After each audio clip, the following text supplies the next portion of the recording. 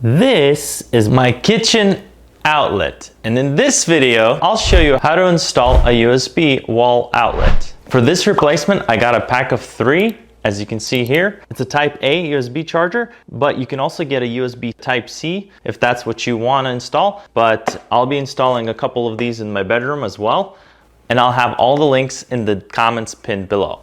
So let's see what's inside.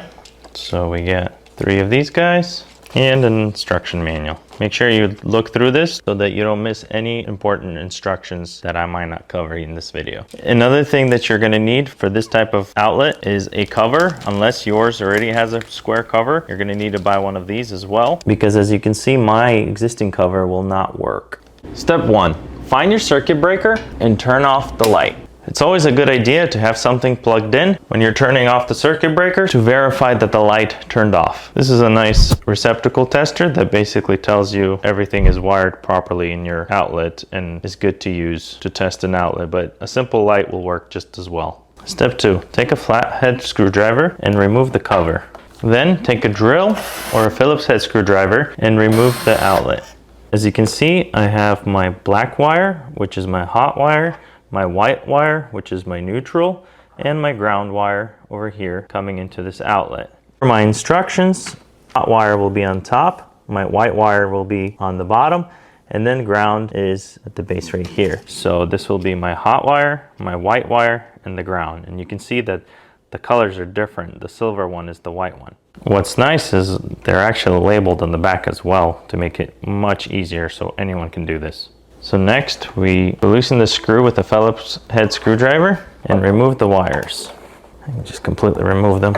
So here's my neutral and ground. It's easier to use a flathead and pull them apart like that. So I took some pliers and straightened my connections out. So what's nice about this outlet is that I have these ports right here where I can just put in straight wire and clamp this down, which makes it really easy. So again, this is my black right here. I'm gonna put it in to the top one or the bottom one, doesn't matter. Like this, can go all the way. Then use a Phillips head screwdriver to tighten it nice and tight.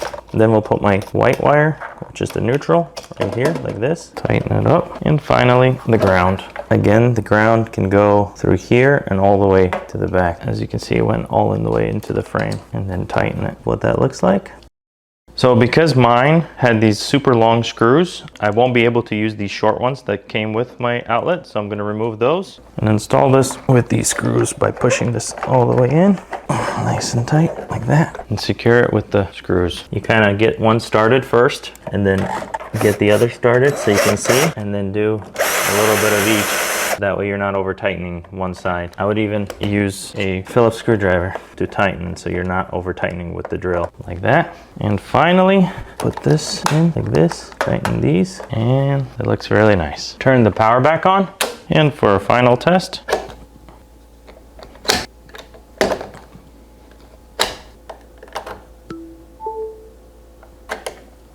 and that's it. Thank you for making it this far. You're a true fan. And if you want to support this channel, check out my merch store. And you can continue watching more videos in this electrical playlist right here.